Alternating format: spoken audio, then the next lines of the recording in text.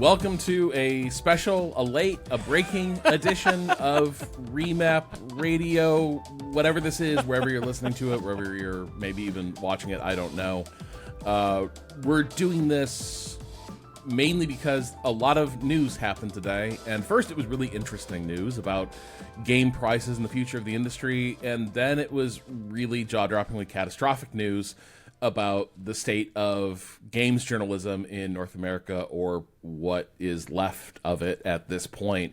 We're doing this because, like, all of this happens, as it always does, after we recorded Remap Radio.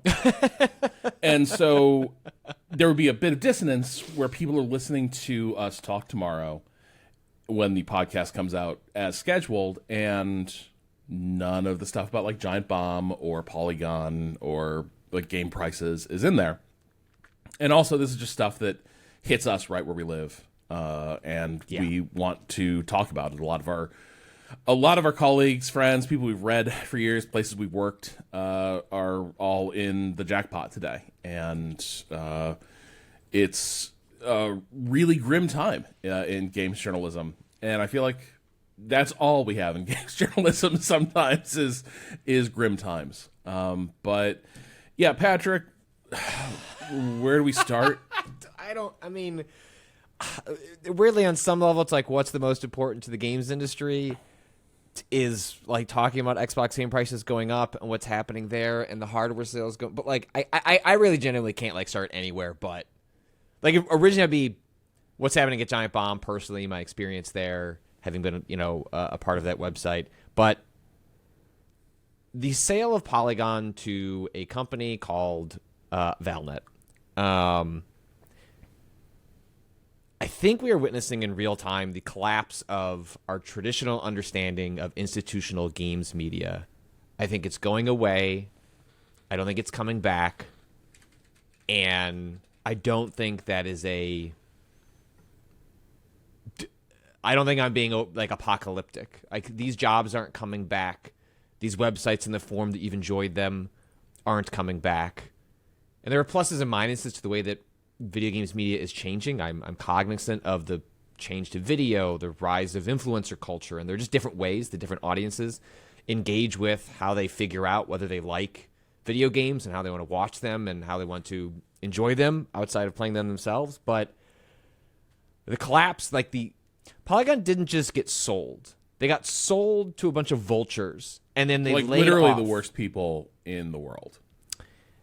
This is a company that has their own institutional history of exploiting writers, underpaying them, driving them to live hours, and engaging in the worst kinds of content slop imaginable. Oh, hey, don't leave out the part where their money comes from, like starting porn sites that hosted rape videos.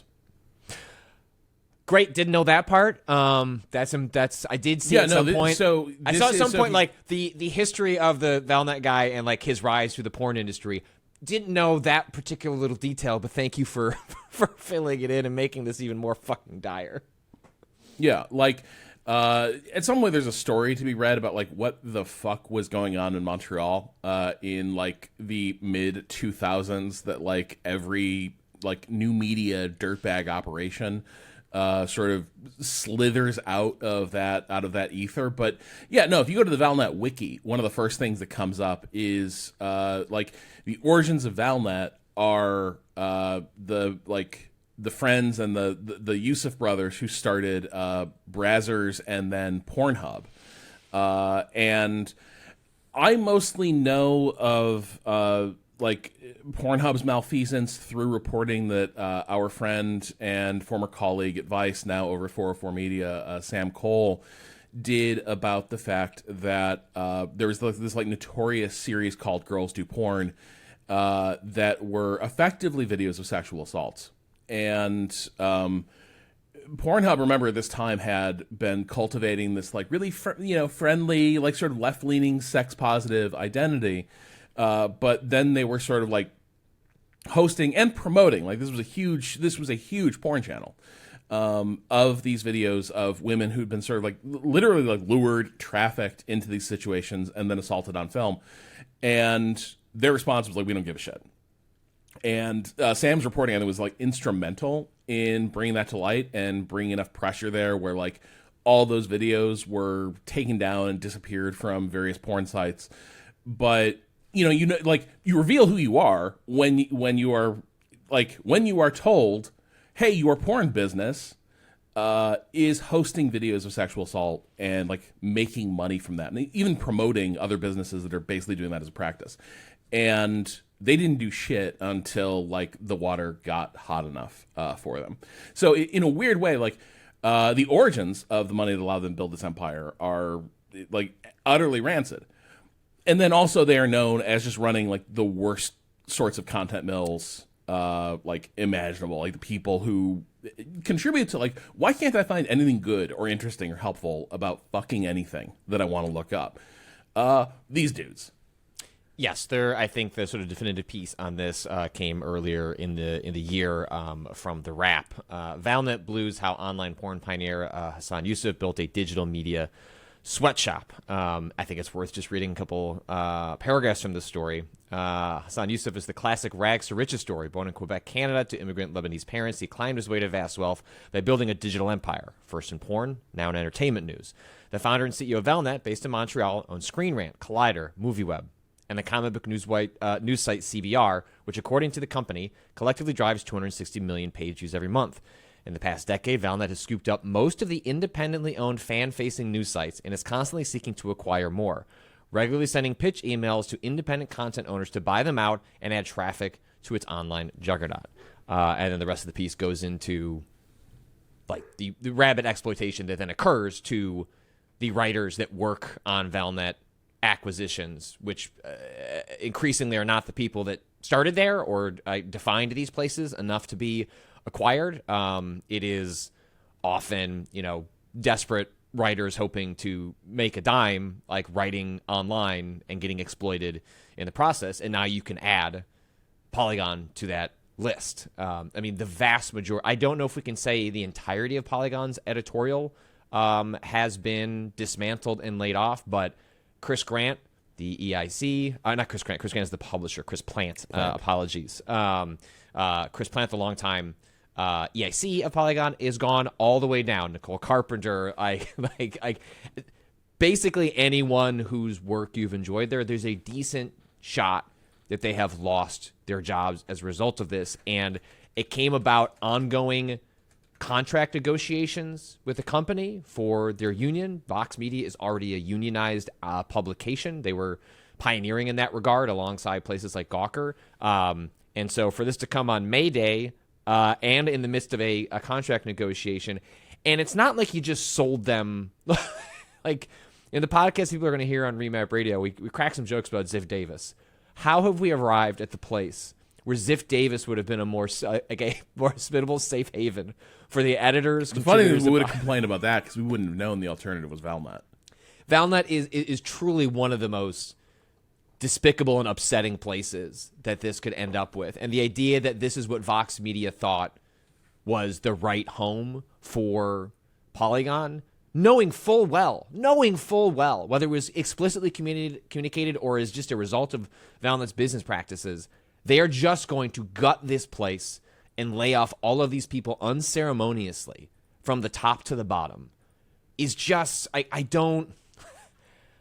say I don't know how you do it, but it happens so often that it's just truly staggering. Like it is really hard to both stomach and fathom the loss that has occurred here, and I think what this represents about the future of games media as an institution.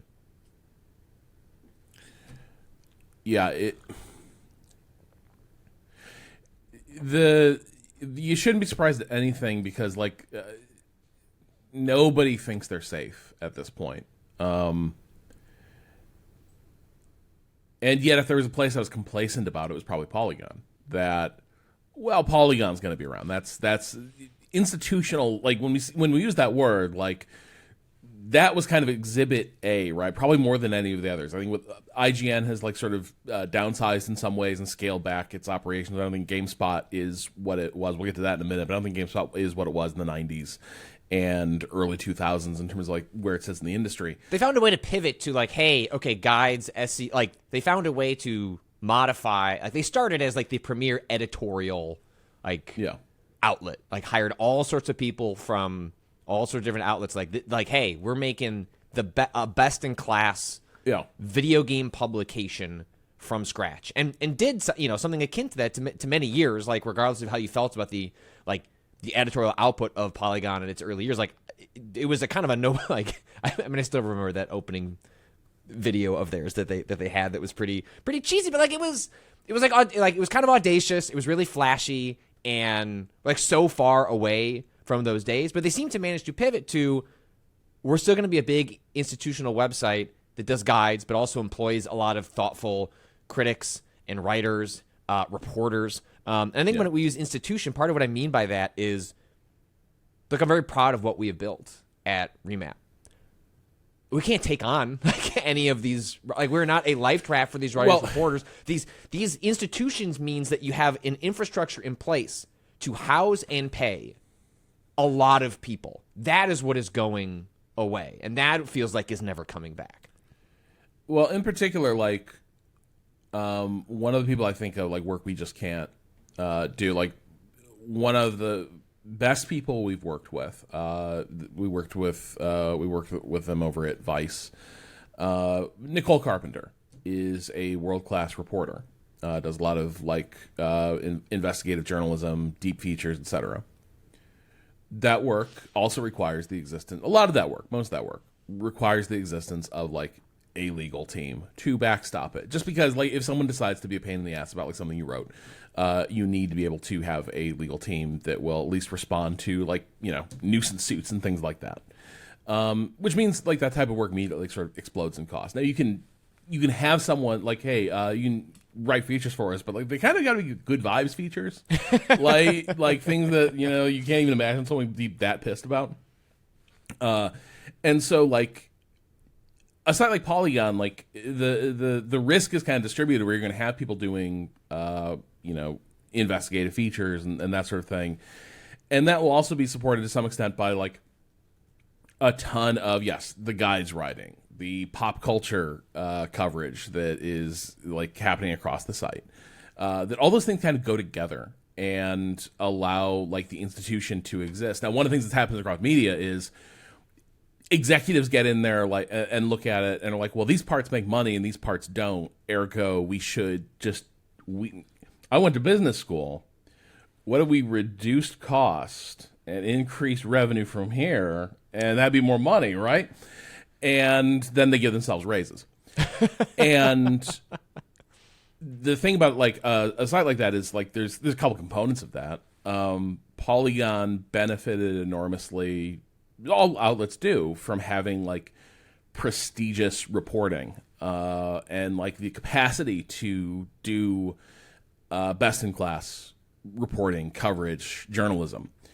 And that gives you sort of an importance in the landscape that you don't get by just doing the TV recaps, the pop culture write-ups, the guides. Like there's a million sites doing that stuff. It is the capacity, like it is to an extent like the more prestige journalism parts of it that allow you to stand out, and that's kind of what the Polygon brand still kind of represented.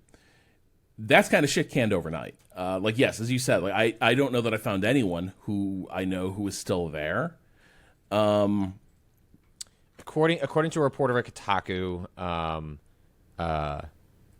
deputy editor Maddie Myers, someone I'm a huge fan of, has done a lot of really great work at Polygon, is still there, and games editor Triple Click, really great podcast, highly recommended, and games editor Zoe Hanna are still there. What still there means is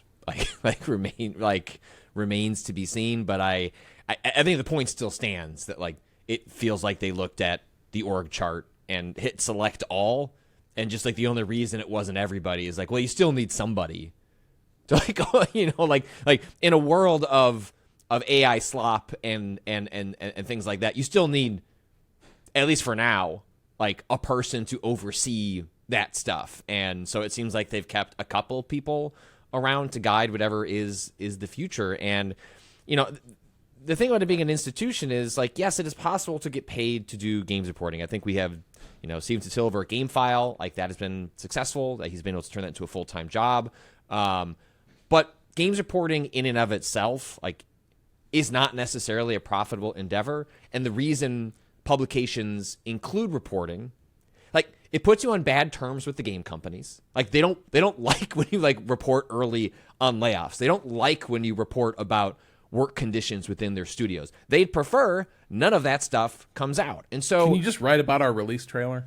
The incentives are because it's the right thing to do. Like, the incentives are because there are folks who care about it as an industry, care about it as a medium, care about it as a form, that you find a business structure to make all of that better by holding it to account, by taking it seriously, by caring deeply about it. And the direction that all of this is going is like much more in like, here's the funnel. Like, we make the games and then we pay people on Twitch and YouTube to play it, and we go from there. Like, we are losing important people in the middle that do the work of making it a better industry.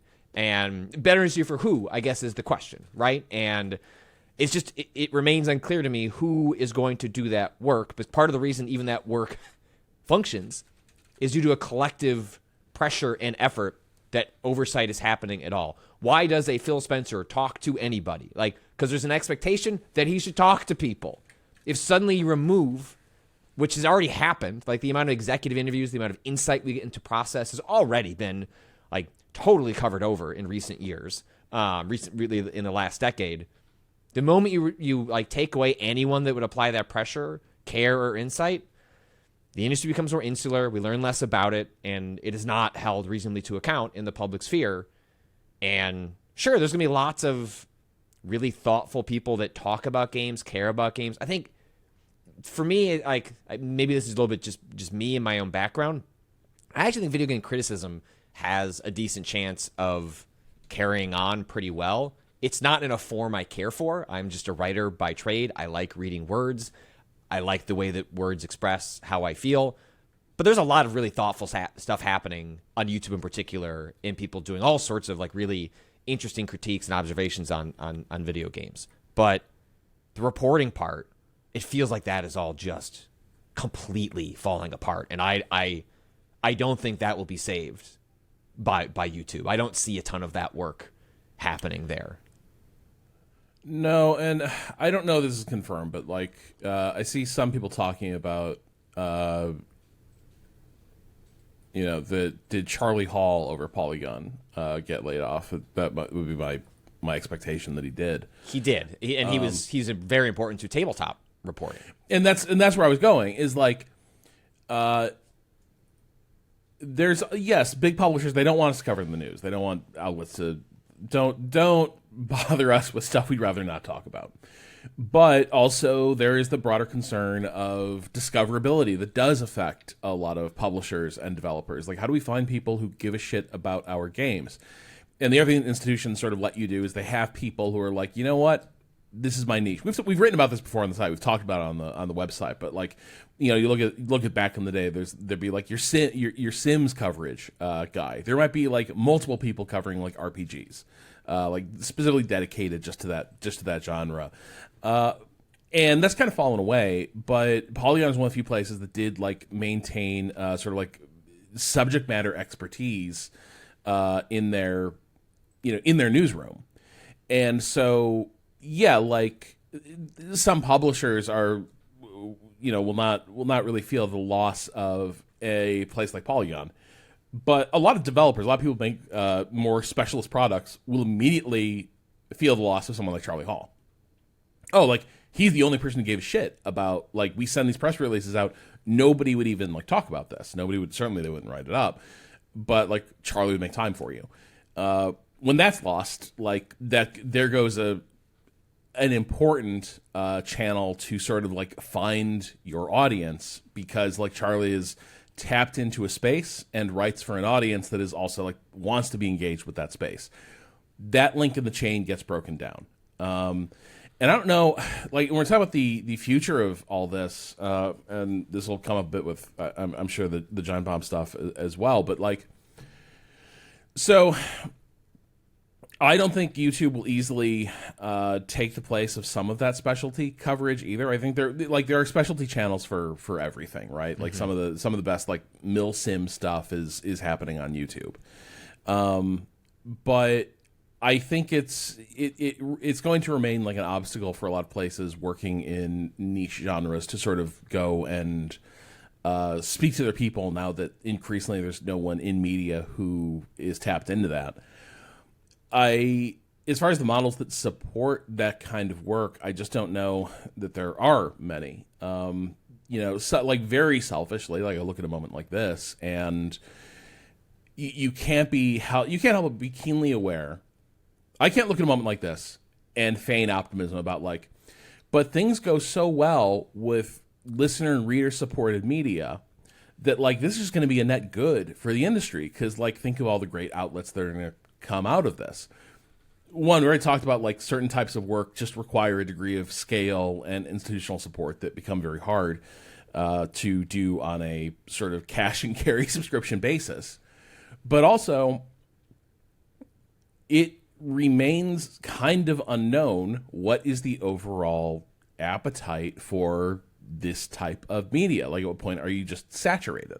How many, like, if you compared notes across like Aftermath subscription lists, like ours, Nextlander, how many are the same people? How much of that media is supported by like, a couple thousand people who are just like signing up for stuff, as these things open up, and God bless them for doing that.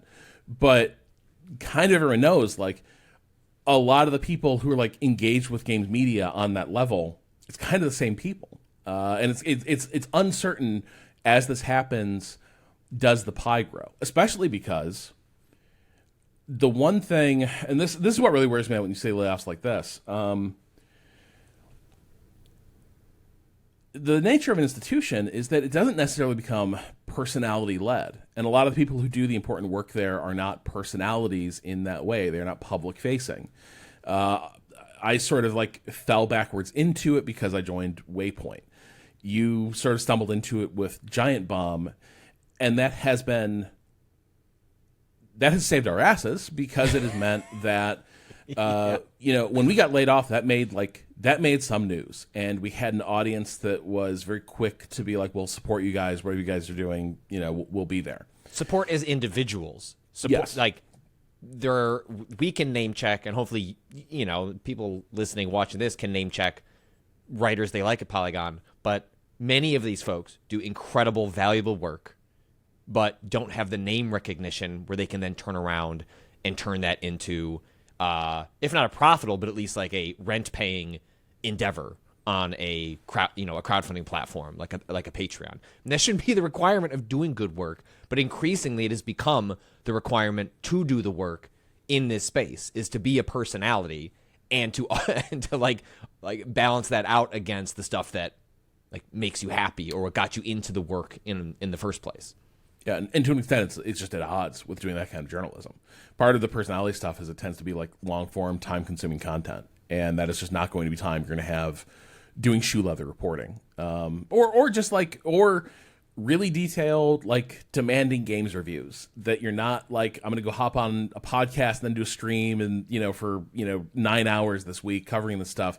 It's going to be, I'm going to play this game for like 30 hours this week and then spend like 12 hours like hammering together review content for it. And it'll go out and people will be like, yeah, that was a good review. They might not necessarily like know that much or be that like tuned into the person who did the review.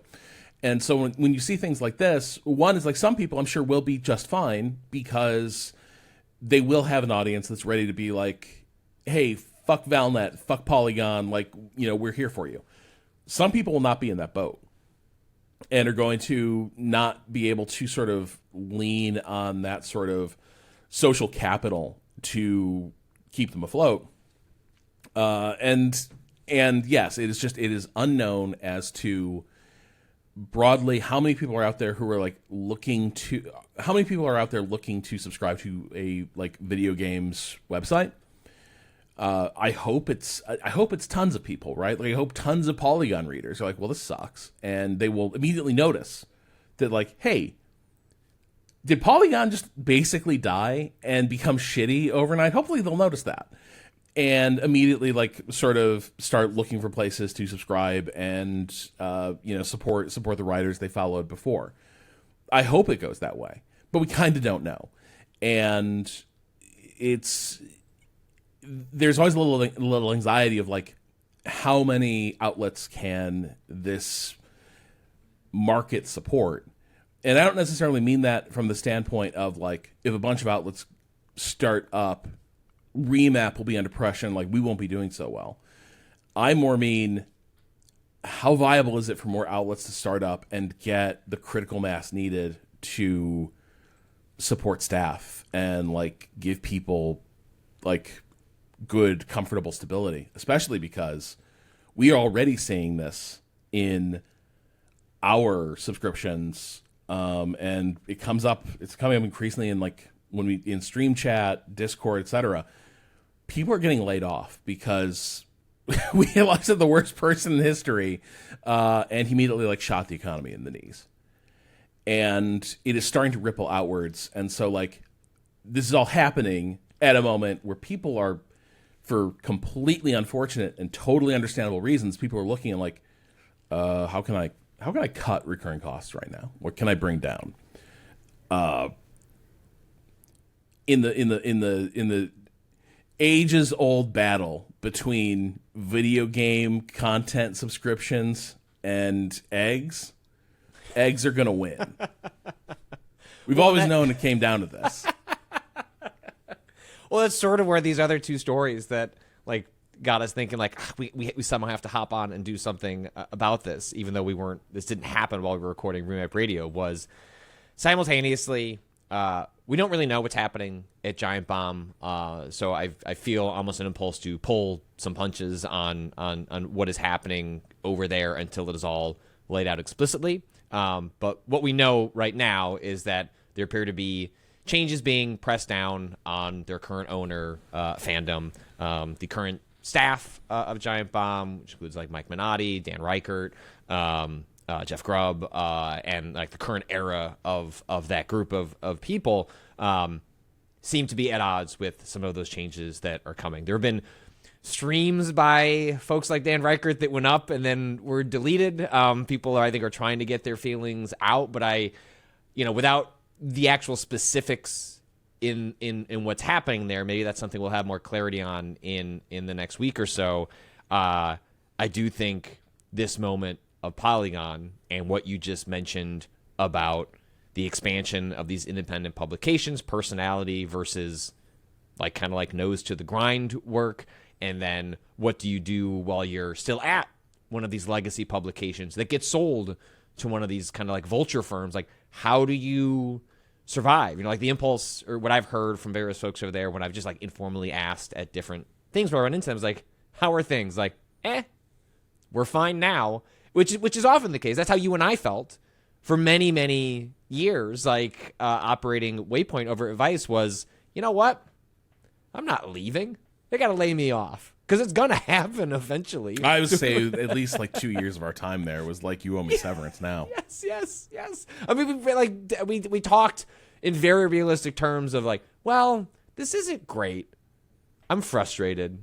Like, I get to work with like a good group of people every day. We don't really get to expand, but like, it could, like, I'm looking around the landscape. It could be worse. You know what? Let those fuckers lay me off. Like, I want the severance. Now, I did get laid off. It took a long time to get the severance. So I didn't get my severance summer that I thought I was going to get. Like, I sort of always told myself, like, and then when I get laid off, I'm just going to, like, fuck off and just vibe for a little while. But we talked it. We, like, actively, like, especially when we first found out that we're being laid off. It's like, all right, I've been here for 7 years. I've got the max amount of severance. Summer's coming up. Kids are getting out of school. I might just like go to Wisconsin for like 30 days. Okay, well, hey, Patrick, dream bigger. This is Patrick, Normie Dem of the podcast. I might get crazy. I might go up to Wisconsin after this layoff. I go to the beach every day, go on a boat every day, go golfing every other day. I don't know. It's not bad, though. I feel like bad. I may not be. I actually can't knock it. So so with the Giant Bomb stuff, I want to be very clear. I do not know anything about what's going on over there. Like, this is not there's no privileged information that I have here. There's a time I think I'd have a better loop of what's going on at Giant Bomb than I do right now, but now it is like, I know and respect and like the people who are over there a lot, but I don't like touch base with them regularly and like know exactly what's going on. But yes, it does sort of seem they are owned by another dog shit company, Fandom, and it's a similar kind of thing of like. God, I had this whole rant on Shift F1 earlier this week about Lewis Hamilton is my favorite driver. He signed this like deal with Fanatics, and I was talking about like how they make like the MLB uniforms and stuff like that, right? Every like, uniform, yeah, they're the ones who've like monopolized every single piece of official like team merchandise and uniforms, and it's all shit quality. And they're run by this douchebag Michael Rubin, who loves to pretend that he's in the business of like. Meeting passionate fans wherever they are. He just wants to be there wherever there's passion. It's like, no, you're giving people no choice. That's a very nice way to say I'm monopolizing enthusiasm. And Fandom is in a similar business where, what's great is the wiki. What a great website structure. What a great way of like creating like libraries of reference material. That stuff's awesome. That is good to be in the universe. People who update those are doing it as a labor of love. And like there's no greater example than like Wikipedia for Star Wars. Those are not encyclopedia entries. Those are blow-by-blow accounts of everything that happens in any piece of Star Wars media ever. It is ridiculous. There's no way, like, these are ridiculous write-ups that exist in that thing. There's nobody's going to do that work except like absurd fans who are super like tuned into like, no, you need to know exactly what happens next in the Star Wars Christmas special and how this character they're across all of this. But Fandom as a company, their business is like buy up those sites and use their architecture, maintain like fans will keep updating it, but make it so that anyone who like looks up information about a topic, frequently games, frequently like any sort of like pop culture property, you are going to be funneled through the cursed magic of SEO into a Fandom website. And we all know what that is, right?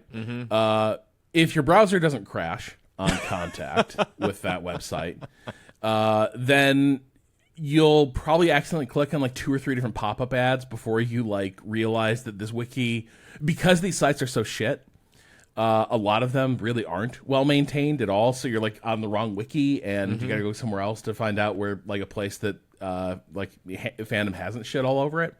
So that's kind of the business they are in. The funny thing is, there's a bit of like in Giant Bomb DNA, there's a bit of that user generated content in it, but that hasn't really been the focus of Giant Bomb in a long time. That like originally, like Giant Bomb's interesting tech is sort of a whiskey media era thing, and Giant Bomb, I think, notoriously already ported a lot of that data off of the old proprietary platform onto whatever CBS made them use. And now I think a bunch of that stuff's going to be probably sort of taken in by Fandom. But the thing is, like, the thing Fandom isn't in the business of is, like, fun, personality-led content made by people that you know. They flirted with this idea from time to time. They flirted with us once upon a time, or at least some executives over Fandom did.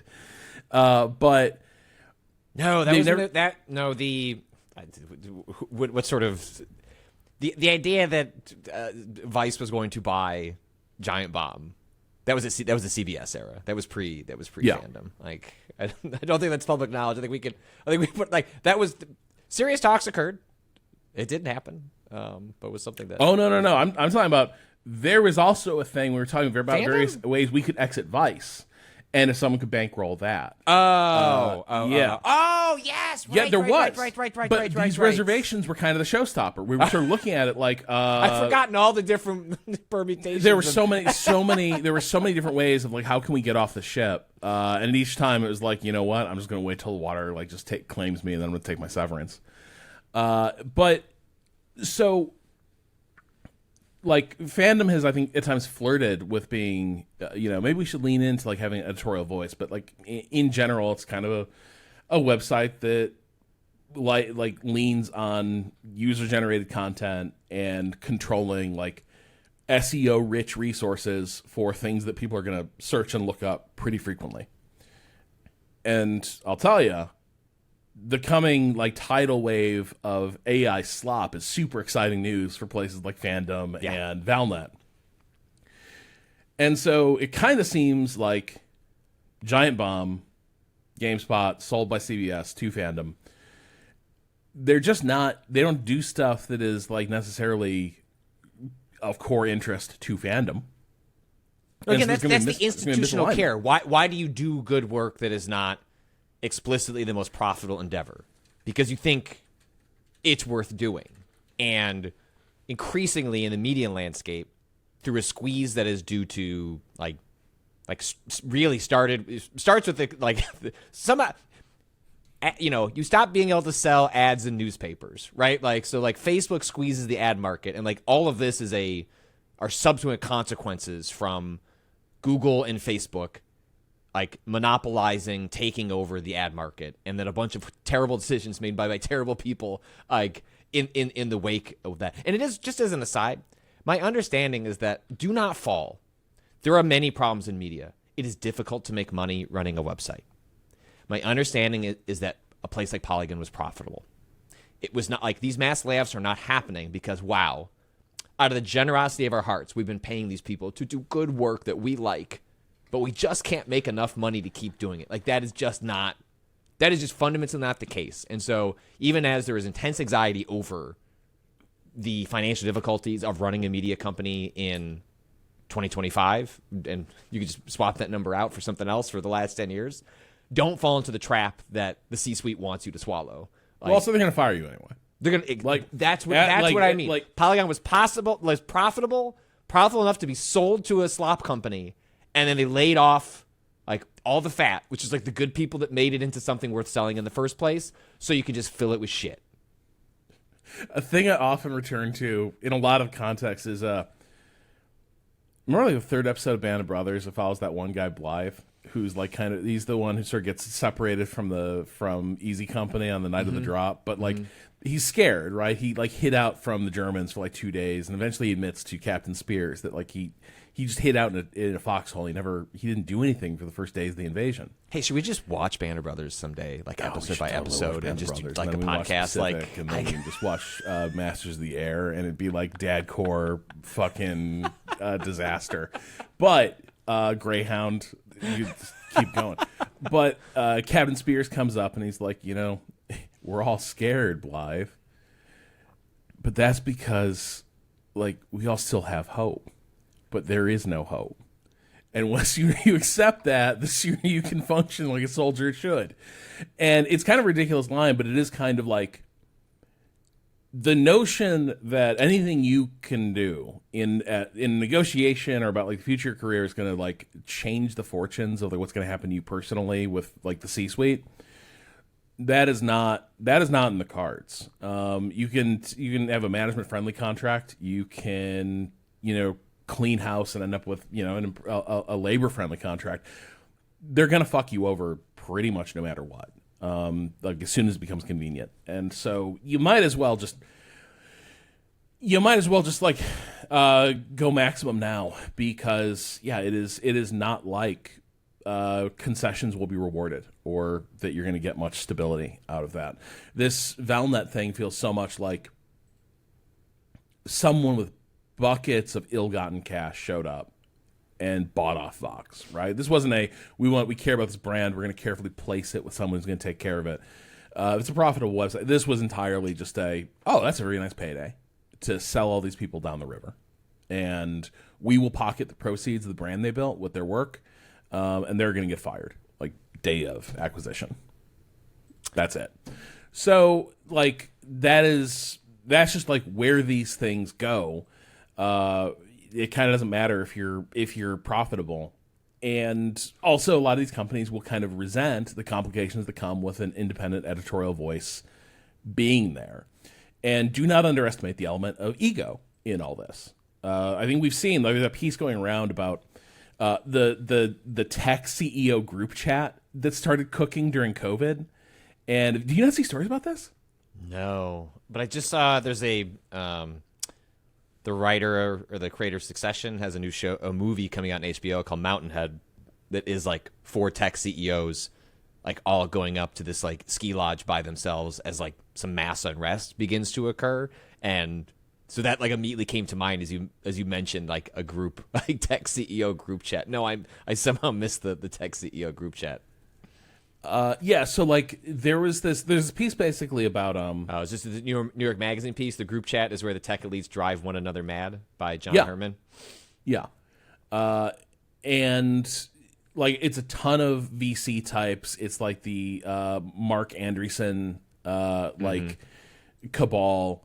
And of course the group got sort of like overrun with like shit heels like Chris Rufo and stuff. But like basically it's all of them sort of sitting there like feeding on their grievances, their insecurity, and just getting pissed. And to be clear, these are people who have nothing to be pissed about, right? These people have they do not have anything that is identifiable as a real problem as you or I would know it. Like these are fabulously rich people who could just use the time they're spending texting 18 hours a day to just fuck off. And like, again, like you could read the entire Master and Commander series.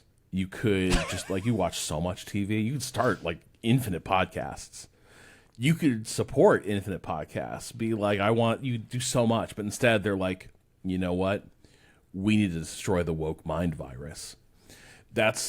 And they all convince themselves this is the urgent problem of their times. But a lot of it stems from the fact for the first time these people are hearing what people think of them, and it's not flattering. That like these guys think like with their money and their power and their prestige that they are entitled to be masters of the universe. And the magic of social media, the magic of like sort of the barriers dropping between some of the elite and just the masses, is that, you know, social media in its majesty allows you to at someone like Mark Andreessen and be like, you suck shit. Go fuck yourself, you egg-headed bitch. And if you're an egg-headed bitch, you don't like hearing that. And then you turn that into a societal problem that you're like, nobody would have called. A virtuous society would never have people just walking up to me and yelling, go fuck yourself, you egg-headed bitch. That society needs to be reformed. And I think to a lesser extent that happens at media companies sometimes. Like, there's a lot of shitty media stuff that's always going on. But, like, I think one of the things that happened over at, ex-Gawker, Go Media, there appeared to be real antipathy, personal antipathy between the guy that, what was it, Great Hill Partners? But the Spanfeller. Yes, Jim Spanfeller. And the various newsrooms he was appointed overseeing, there was like real and direct antipathy that seems like it really influenced some of the directions and dictates that he laid down.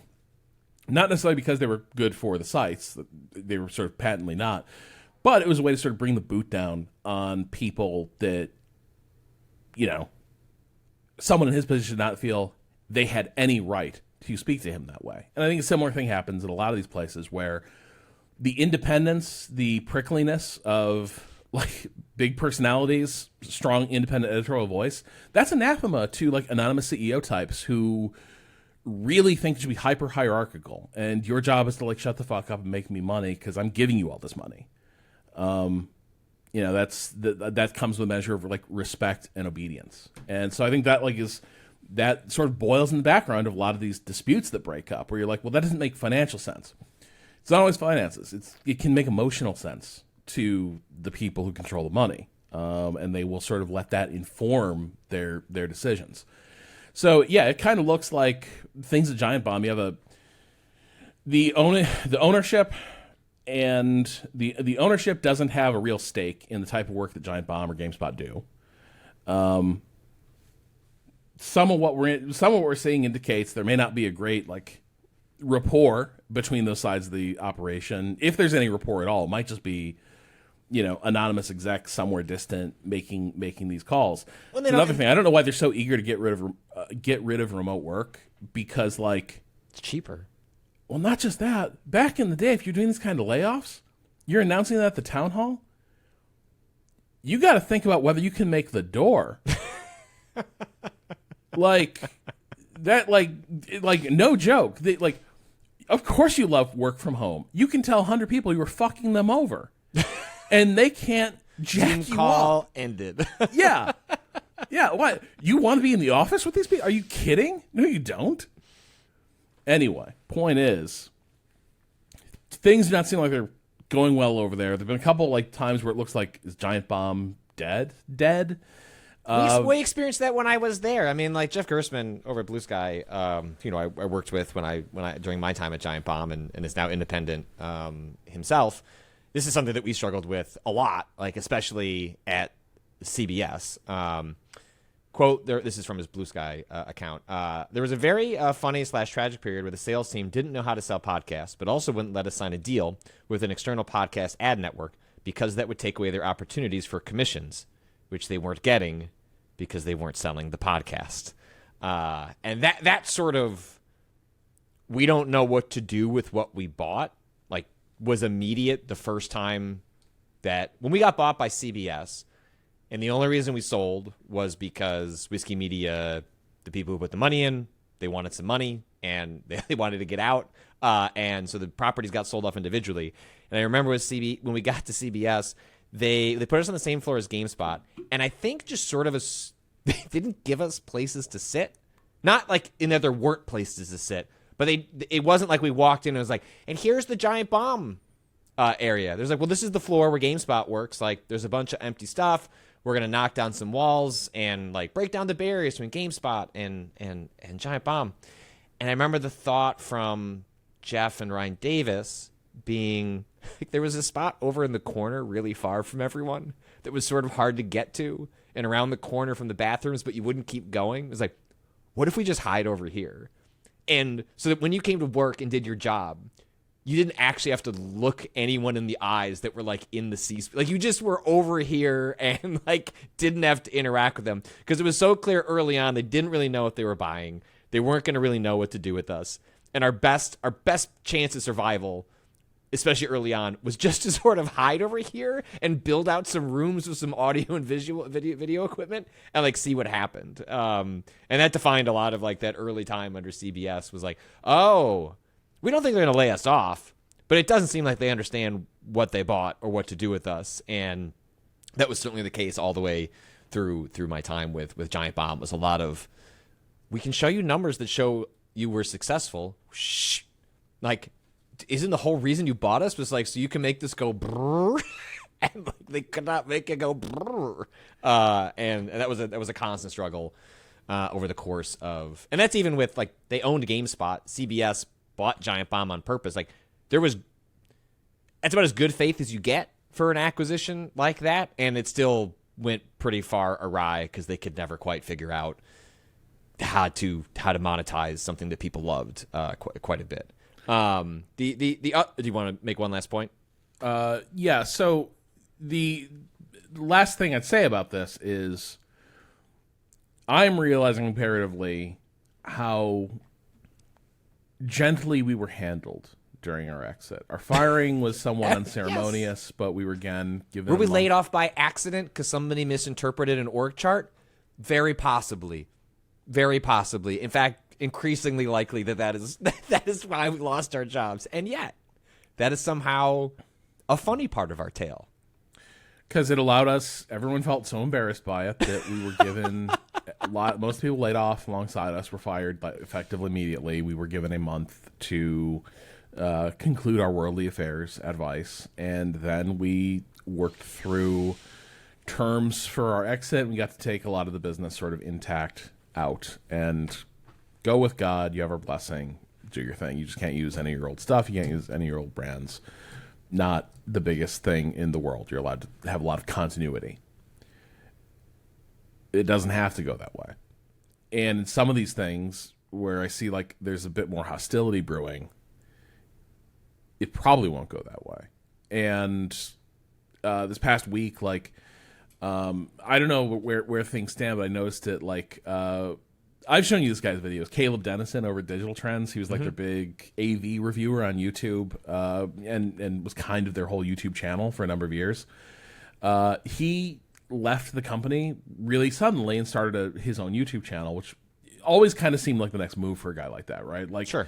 Your videos do ridiculous views. At a certain point, would you be better off by yourself? I don't know. But no sooner he started a channel than like it got taken down. And the word is Digital Trends like sued to take it down, like is like filed copyright claims with YouTube, got the channel knocked offline, and now there's like actual, I guess, pending litigation. There's some real like nasty shit happening between Dennison and Digital Trends about like terms of exit, materials he might have used. Did he think about the name of his new company and take action to create it before he was fired? And if a company is like, everyone thinks that. And a lot of times, like, an employer will just be like, yeah, okay, you filed your company name like before you effectively stopped working, but nobody's gonna give a shit. Like, right. Again, go with God. But if they want to fuck with you, that is one of the avenues where, like, well, by the terms of your employment, if you just so much as thought about, like, here's my new company would be called while you were taking a paycheck from us, you can't do that. So some of this stuff, I look at it and I worry a little bit that, like, some of the media startups we've seen had, like, fairly straightforward, like, let's fucking go, let's do this thing. Some of these, like, the way it sounds is Valnet laid these people off, right? It doesn't sound like Polygon fired them and then the acquisition went through. It sounds Correct. like Valnet is laying them off. Yes. And I don't know what that means for, like, the terms of employment. Do those all transfer to Valnet? And then, like, Valnet, who appear to be, you know, scumbags, can they be absolute pricks about, like, oh, and how dare you try to, like, start something else, like, off the back of the Polygon brand? Like, there's a lot Not of... to mention union contracts. Everyone has to agree to inherit the union contract. That is was a sticking point sometimes. I think in one of our heritability is negotiable in itself. That's true. Yes. That was a sticking point because I think we gave up on it, right? We decided not it was to a fight for non-starter, it. and it was clear that Vice was very certain they knew who was going to buy us, and they were like, we can't have the heritability clause. And they ended up not buying us anyway. Hooray! Turns out once they got aside of those financials, point is though, like, we had a fairly straightforward exit. We still had to talk to lawyers a bunch and proceed very carefully. The thought of doing that while dealing with the possibility of, like, actual hostile exit stuff, utterly terrifying, because it just means that everything's going to take longer. And you're going to have to button up everything so that you are unassailable. Because the last thing you want is, like, you have your big launch, and that is when they decide to fire the torpedo at you and, like, kill your momentum. So that is the other part of this, is, like, some of these things do not look like amicable divorces. And in that is sort of a new dimension of risk for people trying to start their own thing. Like, employment contracts have a whole bunch of stuff in it that, like, in general just doesn't get enforced, because who the fuck would enforce this if they're firing you? Like, what sort of prick would do that? But we live in the time of, like, huge fucking pricks. Yeah, and just to kind of put a pin on this sort of arc before we talk briefly about the Xbox sort of price announcements, like, the real world consequences for the people who, like, woke up this morning to sounds like we felt like writing was on a wall for a while. It really seems like, and in some ways that can give you a sense of peace and acceptance, and, like, thinking about, like, what could I do in the future, even if you can't do anything actionable. Really feels like for a lot of people, Polygon, they went from waking up this morning to think they had a job to, like, what the hell just happened. And the material consequences for, like, someone like Nicole Clark, who is an excellent writer over there, who and I'm highlighting this like if these people open Patreons or other ways to support them or GoFundMe's like to keep this top of mind. I can't get to everybody but like these ones really kind of called out to me, but like Nicole Clark. I didn't know things could be so shit. I almost lost my husband very suddenly last year and then suddenly developed a series of awful injuries from caregiving. I fought tooth and nail to get back to work, and now this. They just started work a week earlier. Ryan Gillum, who was a guides producer over at Polygon, after nearly 10 years at Polygon, I'm gone along with most of my other incredible coworkers. I found myself looking for work just 2 weeks after my wife was laid off. If you have leads, please reach out. Like, there's going to be a lot of stories like this, and some are going to be more tragic than others. And as you direct, just as we said before, like, you know, do you support us? Do you support others? Like, keep that top of mind. Well, Nicole's someone we wanted to work with for years. Yes. We did work with Nicole briefly at Waypoint. It was someone we wanted to bring onto the team, sort of lateral transfer at Vice, but internal politics derailed that. But, like, Nicole's part of E3 coverage for a year, was a wonderful person to hang out with. And, yeah, like, I'd sort of reassured myself, like, well, you know, Nicole got a good landing spot, like, ended up at Polygon. Great. That seems safe. Yeah. There's really no place that seemed safer than Polygon in a very unsafe media landscape. Also unsafe is your wallet if you want to buy Xbox hardware, which I don't know how many people are doing that these days, but if that is something you want to do, you know, there were fears that Nintendo was going to increase the price of the Switch 2, which was announced, and then Liberation Day happened, and all sorts of economic consequences have been felt as a result. But I think we're now starting to get to the point where we're really starting to feel like consequences for the economic uncertainty, the tariff actions by the Trump administration. Nintendo ended up increasing the price of accessories, but not increasing the base price of the Nintendo Switch 2. Sony ended up recently increasing the price of the PlayStation 5 outside of the United States. They have not touched the price of the PlayStation 5 in the United States currently. But these go against historical trends of video game hardware getting cheaper over time. Like, you have supply chains, chips get cheaper, manufacturing processes get better, and then all that stuff allows your margins on producing them to increase, so you can like decrease the price a little bit and kind of make up for it in scale. Well, Microsoft announced today, according to The Verge, that is raising the prices of the Xbox Series X and S consoles, controllers, and even Xbox games. For example, the Xbox Series S, the 512 gigabyte model, is moving from $299 to $379, which is an increase of $80. The Xbox Series S 1 terabyte model is moving to $429, with the Xbox Series X Digital Edition now priced at $549, and the 2 terabyte Galaxy Black Special Edition now $729.99. Right now, like, I mean, that puts it at PlayStation 5 Pro, you know, like level prices to buy a 5-year-old console that has not changed. So at least a Pro, asking for a premium price, gives you a slightly better experience. Your mileage may vary on how much that experience actually is different. Some Xbox games are also moving in price from $69.99, to $80. And it sounds like that is going to become kind of the new normal for a lot of premier Xbox games. So it sounds like this is not something that's going to roll out for, say, Doom the Dark Ages, which comes out in a couple of weeks. But one would expect, if you're buying Call of Duty this fall, you're going to spend $80 in order to do that. So we've just never seen something like this before. This is, again, like historically unprecedented. Prices tend to come down over time.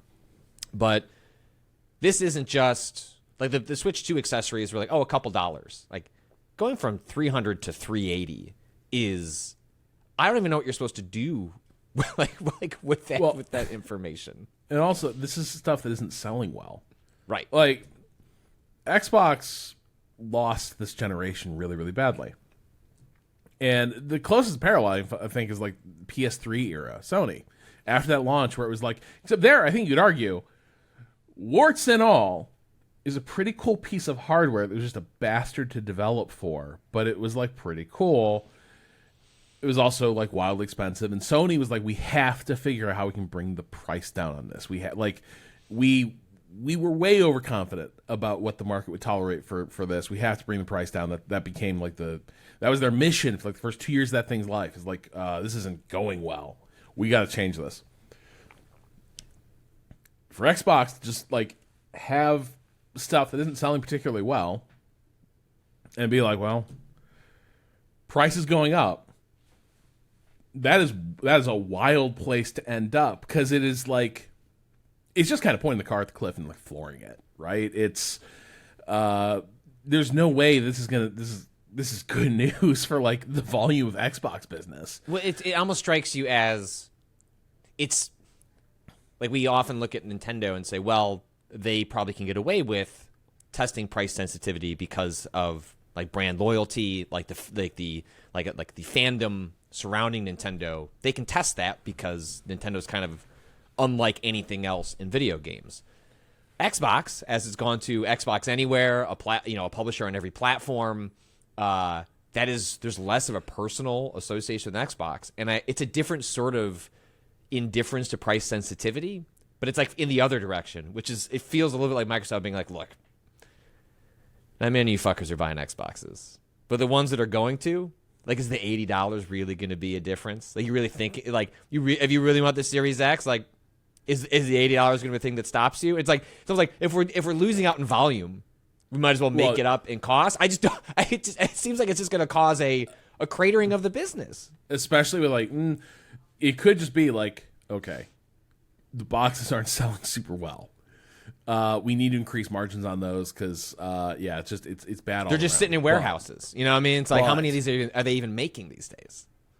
The demand for, or like the price sensitivity of Call of Duty is somewhat inelastic, right? Yeah. That like people are not like, we can kind of charge what we want. That was the whole point of this acquisition. And so either we just like make the price go up by $10 per unit, and that means a lot more money coming in for Call of Duty, or it moves a lot more people onto Game Pass, and we've got more recurring revenue. Worth pointing out at this point that Xbox, as we talked about on the show a few weeks ago, is targeted by BDS, and in particular like Game Pass. Xbox games in general, but like the top line item the BDS movement cited was like, cancel your Game Pass subscription, and the reason for that is because like Microsoft consulting services is like working like really closely, like disturbingly closely with like Israeli intelligence, like,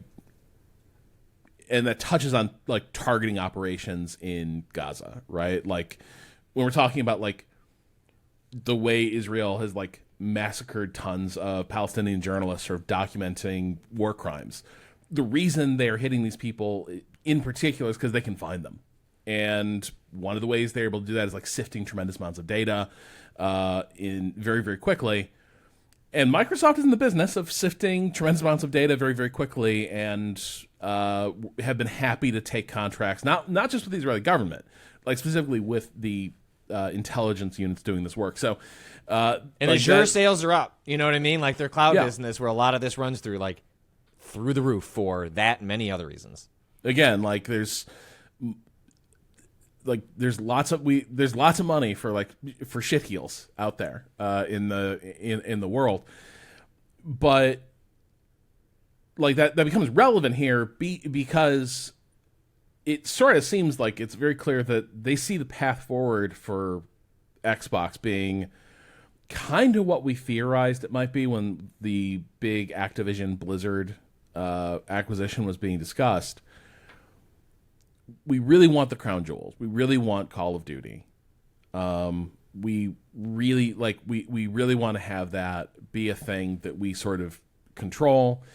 And we would sure love to have something that steers more people toward Game Pass. We talked for a long time about, well, Game Pass is kind of stagnated because, like, they can't there's only so much you can sweeten the pot. They kept raising the cost of that as well. And like the value proposition is not like it is with a streaming service where like I can watch tons of shows in a month. It's kind of tricky when you're talking about like playing tons of games. But if you can convince people that like eating $20 a month for a Game Pass subscription is less painful than paying $80 once for Call of Duty, that's probably a net gain too, right? Like it's sort of heads we win, tails you lose. And so like it sort of seems like the play there is they sure would love to get people signed on to that service now. It's just like sort of regular stable income, and it will like sting less than paying for these new prices. But if you're willing to pay those prices, we know you're willing to. We're just going to charge you anyway, because like that's the only like Xbox isn't winning this generation. They're not going to turn things around by like becoming a volume business that like we're just selling so much stuff through Xbox. It's ridiculous. Like we're doing great. It's kind of like now, okay, we just need to extract more value from the things that are moving. Well, and as that relates to the call by BDS to boycott Game Pass and Xbox specifically, like what Microsoft has done by essentially acquiring itself into becoming one of the biggest video game publishers in the world, but also keeping independent brands along the way. Like, do you think of Microsoft when you think of Elder Scrolls, like Oblivion Remastered? Do you think of Microsoft Not really. When you think of Doom, The Dark Ages? And one of the insidious things that they can do as a result of that is test how much you're paying attention. If you care about these movements and wanted to participate in them, like be part of an active boycott, is like, well, if we just start if we don't really associate ourselves, the top level brand with it, it's kind of easy to lose sight of it, not have it be top of mind, be forgetful about it. But also, it increasingly tests the limit for your ability to participate in it because, like, well, that's the treat, that's the game that I wanted. And if they just keep buying all of them up, it becomes increasingly hard to test the patience of folks as they try to, sort of ethically and morally engage in video games, but like up against the biggest video game publisher in the world, that becomes like a higher and higher call and an ask, which is why the ask is being made at all. But like but maintaining it gets hard. It gets hard. Like for everyone is like as that pool widens, and it's not even like you could have said before, well, I just won't play Xbox games. It's like, well, they went multi-platform. Now, like, everything's on everything. Now you're in the whole, like, well, that includes all the ZeniMax publishing. And first you're like, what's ZeniMax publishing? And then after somebody's going to explain, well, okay, when Bethesda shows up before a game, but it doesn't seem like a Bethesda game? That's ZeniMax publishing. Yes. So, yeah, like, that is, it's sort of the shell game of how these things operate. So the other part of this, it seemed like inevitable when you're talking about oligopolies. One of the things that happen is that you have price signaling being done by various stakeholders, right? Like the second Nintendo said, you know what, we think people will pay $80 for Mario. We think that'll happen. Everyone was going to be like, well, looks like the new price of a premium video game is $80. Like we see this with like airfares all the time, right? Like what happens with airfares? Nobody undercuts each other anymore. The second one of the carriers is like, we're increasing bag fees. Suddenly they're all increasing bag fees. Like competition works if there's enough like people who are like willing to compete and try to like steal each other's business. But like once you have a few major stakeholders like basically dominate the landscape, they don't really have a lot of incentive to compete. They have every incentive to collaborate. And things like this, some of this is 100% like Liberation Day chaos. Some of it is also provides great cover for people who want to like ram a price increase through no matter what. Right. And the very nature of a price increase is, especially if you can, let me pull up what Xbox, part of their messaging on this. We understand that these changes are challenging and they're made with careful consideration given market conditions and rising cost of development. Looking ahead, we continue to focus poetry to me. on offering more ways to play more games across any screen and ensuring value for Xbox players. Where are prices changing? We have adjusted recommended retailer pricing for our consoles and controllers worldwide. Which games are increasing in price? This is from like this fact they have on their website. We're adjusting the pricing of some of our first-party games starting this holiday season. This update will apply to physical and digital. Will the price of existing games change? No. This will affect new first-party games this holiday season. And it's all just, to your point, it gives them cover to increase prices. But the prices never go down. It's why I was always sort of skeptical about... Because nobody supported the Ouya. Like when there was, like, very briefly it seemed like Amazon was going to be, like, mildly brave. Like, I think we're going to... The 2 or 3 times that Amazon were... Yeah. Sorry. Are you talking about the tariff, like, surcharge? They're going to, like, list, like in the same way that when you check out, like, if your local state tax can be listed so you understand how you're getting to your total. It was floated that Amazon might list, hey, the reason this price has gone up is because of X amount of tariff. Other than Trump going nuclear on that, like, the reason you wouldn't do that is because do you actually want people to know what the actual price of the good is? Like, transparency is helpful, but then that would just mean people could say, well, then, okay, now the tariffs are gone. Price go down? Price go back down. Like, price go back to what it was before. And that's not happening. Like, I think there's nothing in the messaging here that suggests if a magic wand was waved and everything was like went back to what it was like in the beginning of March, that suddenly prices of Xboxes are going down. And the only defendable thing you can make about it, which isn't even defendable because the unpacking it is so complex, is when Microsoft says the rising cost of development. Because it is true. It is fundamentally true that the cost of making the biggest games in video games has not matched the price that game companies charge them. If you were like just continuing like the economic, number on the chart go up, games should be more expensive. They largely haven't been or have like moved generationally up about $10 over time. That is not defending the creation of AAA practices that result in you having to charge $80 for your video game. But it is true that the rising cost of game development, a self-inflicted wound, like who allowed this to happen? Like, you. It is true that it hasn't sort of matched alongside, but I'm with you that it largely seems to be covered, and I would not expect any of these costs to go down. And you and I have talked about this before. If what Microsoft is doing is shifting to it's the antithesis of like what Microsoft they've never been a hardware company. Like, they're a software company. And so even if video games and the amount of risk involved in the creative endeavors of making video games, fundamentally getting out of the hardware business or minimizing the hardware business in favor of something that's like much easier to sell, which are like very popular video games that you can acquire, at least makes more sense for what Microsoft does as a company as a whole, as ugly as it might feel.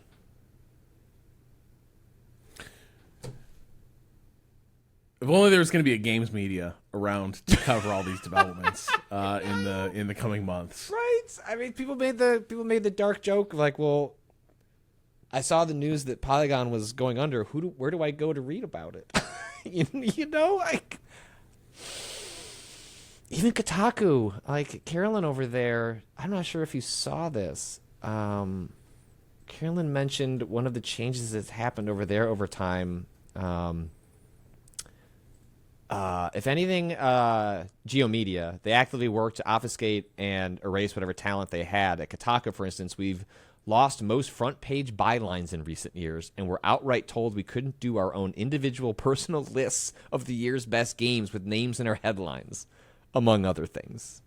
Fucking petty bullshit. Fuck you. Loathsome shitheads. God Just damn. outright loser behavior. Like, my God. The most pathetic people in existence now dominate every they're a vertical of loser of L, just like the most pathetic people imaginable. Just ruining what should be fun gigs, right? There used to be money in, like, I run a cool comics website. Well, now your comics website has to cover every fucking TV show ever made. What happened on Yellowstone? For $5 an article. Well, thus concludes our own experiment. Yeah, we'll see.